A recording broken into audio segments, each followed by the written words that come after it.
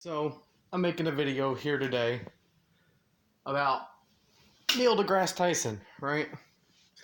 And his whole thing, how he has this new fucking commercial for this fucking, I don't know, whatever it was called, what was it called? There's a commercial out there.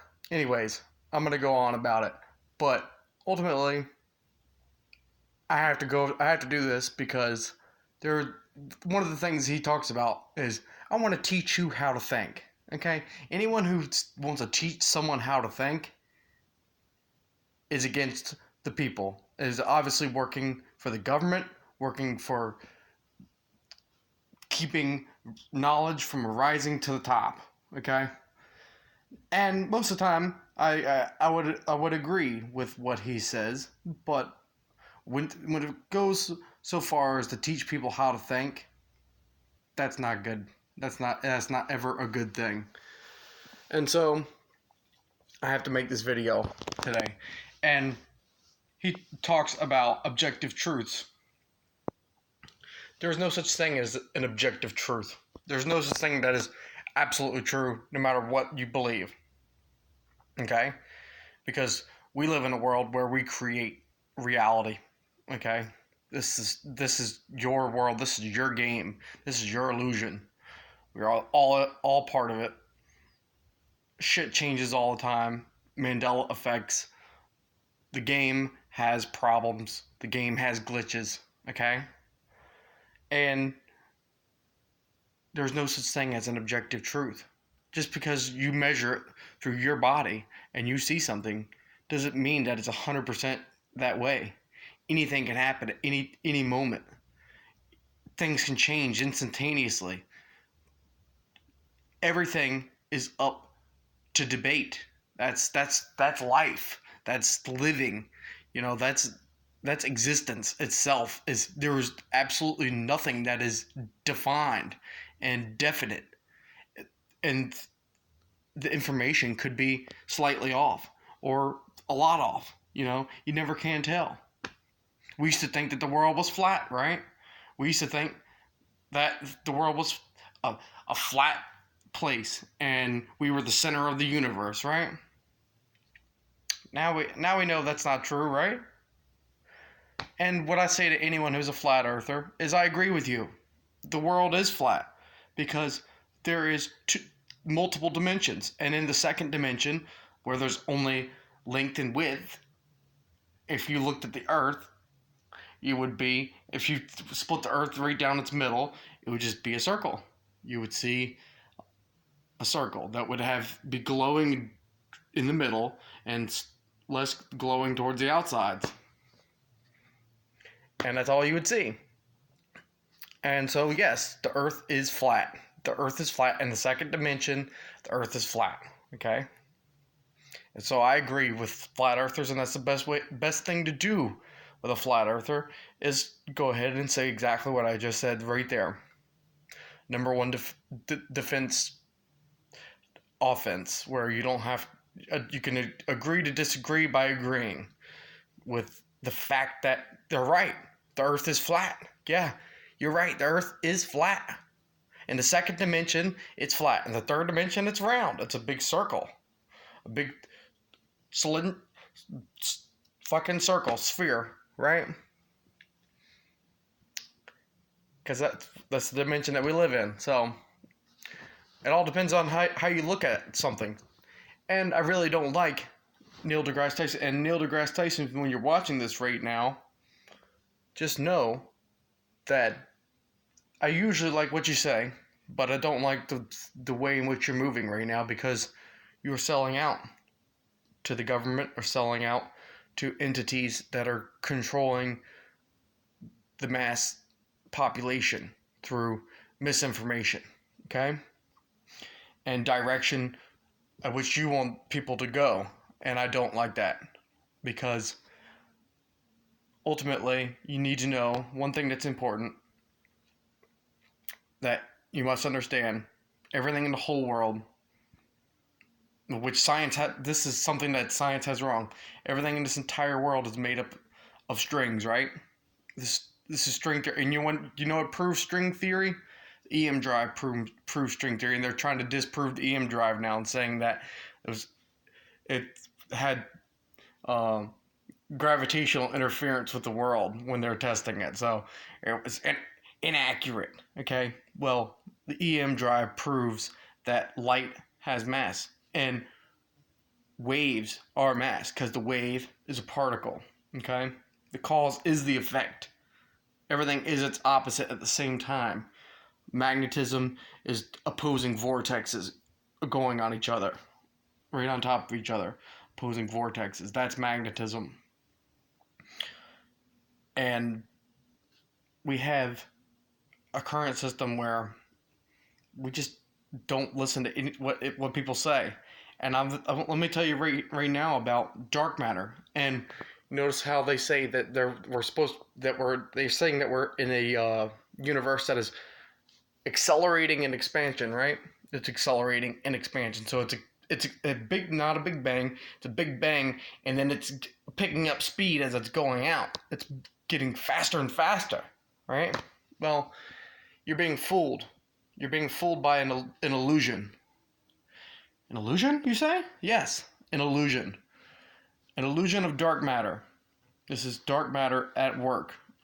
Because, believe it or not, X-rays, gamma rays, all sorts of energies consist of strings. Everything consists of strings, right? Everything's made of strings. And because everything is made of strings, it's all strings, it's all energy. Energy is mass, okay? And if it's something that you can observe, it consists of mass. And as regular energy forms pass through dark matter is composed of strings that have been super compressed. So compressed that they've folded into hooks. Half the circle has folded in half and it's become much stronger, and now it's a hook. And now it's not visible to you. That's why you can't see a dark matter particle. That's why you'll never find a dark matter particle, is because you can't physically view it, because it's not made of strings. It's not made of the fundamental thing anymore. It's been compressed through explosions of supermassive stars that have shrunken down, have made compressed strings. And once you make these hooks, once it starts having hooks, the dark matter converts other strings, rips off pieces of the strings of light energies that pass through, and rips them off and converts them into hooks. And so it's ripping off the matter, the fundamental fractions of a penny. We're talking here, Office Space, fractions of a penny type shit. You know what I'm talking about? The scene where we're taking fractions of a penny. People, they don't even measure it. That's what I'm talking about here. It's fractions of a penny. And what we're seeing is exponential growth of dark matter. So exponential growth of dark matter is creating an illusion of accelerating expansion. And the dark matter, just like if you think about water, if you take light and you shine it down through water, what happens at the bottom of the ocean? The light stops making it through, right? The interaction through gravity itself causes it to stop making it through. And as it stops going through, it's actually pumping all of its energy into that. And the problem is, we don't think of light as having mass in science, and light has mass, okay? Everything that's in the observable universe is composed of some form of matter, okay? Now, it might be fractions of a cent of matter, but it's composed of matter, okay? So you have to know, and I'm gonna keep going on here, because usually I try to keep it under 10 minutes, but fuck it, I'm gonna keep going. So another important thing that you need to understand is, because if you think about the accelerating expansion. They always say that it's accelerating expansion.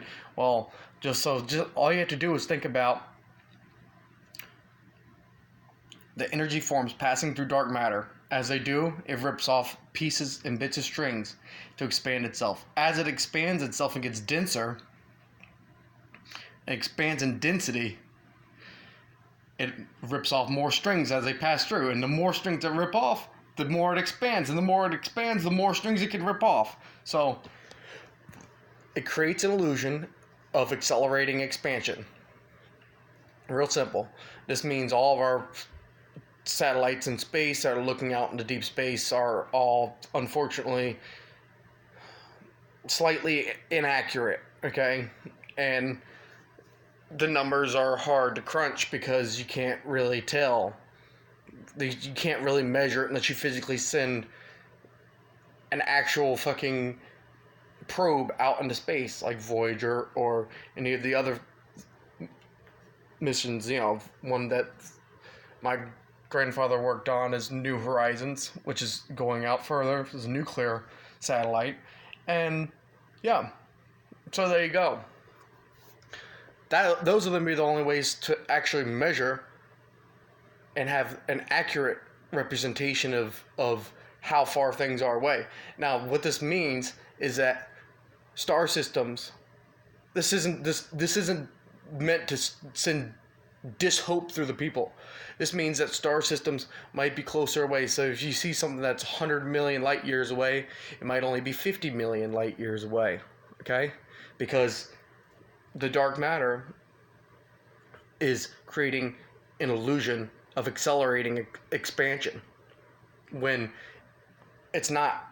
It's actually slowing down. It's slowing down because dark matter is anti-expansion, not gravity. Gravity is not the counterbalance to expansion. Dark matter is. Well, obviously gravity too, but it works in conjunction with dark matter to bring down the expansion rate, because it fills all the places in between with invisible mass that is not composed of strings that have been compressed, and it's these only form in extremely high pressure situations, very high pressure situations, magnetars or whatever the fuck, okay? And as it makes this, it makes an illusion. So I kind of digress, but I'm gonna get off of that. I'm just gonna go back to there's no such thing as objective information. There's no such thing as something that's defined, 100% definite. We think things are definite. Like I said earlier, we used to think the world was 100% flat and at the center of the universe, and everything revolved around us. We know that's not the case now, right? Well, I'm offering you information from the subconscious realm, okay? I am not just this person here, okay? I get my information from the source, the tree of life, of all things that are all connected as one. Because everything in this universe is all connected to everything. Every creature, every alien in the universe, every bacteria, every fucking tree, every blade of grass, everything out there is all connected to each other through the original life form. And the original life form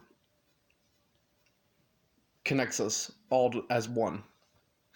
And because we're all part of this collectiveness, you can obtain much better information. Just like if you go and you want to figure out, if you say you have a jar full of beads, and you probably already heard this before, but a jar full of beads, and then you get 1,000 people to guess how many beads are in there. Well, if you want to get the real number of the closest number to what's actually in the jar, you take everyone's guesses as a collective.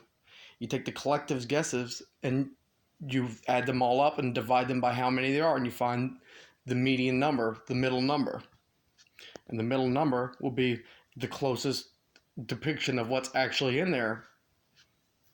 It'll guaranteed to be the number or the closest number to it that's in there. So the collective is actually really smart, okay? And this is a game.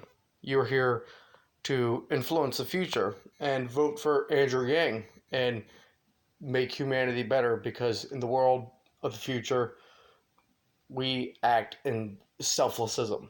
And selflessism means you don't care about selfishness. In this world that we live in currently, it's a dog-eat-dog world. If you don't eat the other dogs that eat you. That's the way that we train our people here now. That's the way we've been doing it. And that's going to change, because that's not the way of the future. That's not the way that is intended for this universe. And we're going to make sure that the future timelines are not in peril, okay? And we have a lot to do, you know. That's why we're here. And I want to make sure that people don't try to train people how to think. You don't need to train people how to think. You just need to give them the information that they need to know. If you give them the information you need to know, you can let people make their own judgments. Because if you train them how to think, you're going to fuck up that balance. You know, if you tell everyone, you know, guess how many marbles are in this jar, right? Well, you know, I think if you have someone sitting there tell them, I think there's 27 in here, you know, or I think there's 250 in this jar. If you say that to everyone there, that's going to influence them and actually take away the credible results, in which if you didn't influence them and didn't train them how to think, when you look at the data, you would actually get an accurate depiction of what's actually in there. But when you're trying to train them how to think, by doing that, you're creating a bad balance in the system, and you're going to create inaccurate information. And because the collective is much smarter, and with your outside influence and trying to train people how to actually think, is going to fuck shit up. And so I'm not going to make the video any much longer than this, because I probably won't get any views otherwise. But Neil deGrasse Tyson, I still love you. I just don't like the way that you're pushing this bullshit online, okay? I love everyone, okay? I love you all. I hope you all have a wonderful time. Dislike my video. Tell me how much of an idiot I am in the comment section below. And rip me apart. Yeah, because I would love it. Thank you very much. And if you like the video, you can hit like. And if you want to say something positive, you can say something positive. If you want to say something negative, say something negative. Call me a dumb fat fuck. Or whatever the fuck you want to say. Or a dumb ugly fuck. Or a dumb moron. Or a fucking genius. Or whatever the fuck. So, do whatever you like. Do whatever makes you feel good. And don't take life too seriously, because none of the information here that you obtain will have any value in the next life. Okay? Well, it'll have value in none of the set ideals, none of the set parameters, what he calls objective science, will be objective. None of it will. Okay? So there you go. I love you all. Have a great day, and don't overthink it. Roll with the flow. Vote for Andrew Yang. Do it for humanity. Do it for the homeless. Do it for everyone. There's no gold standard. Love you all. Have a good time. Bye-bye. Look at my gold magnet. Yeah, my video's on a gold magnet too. Bye-bye.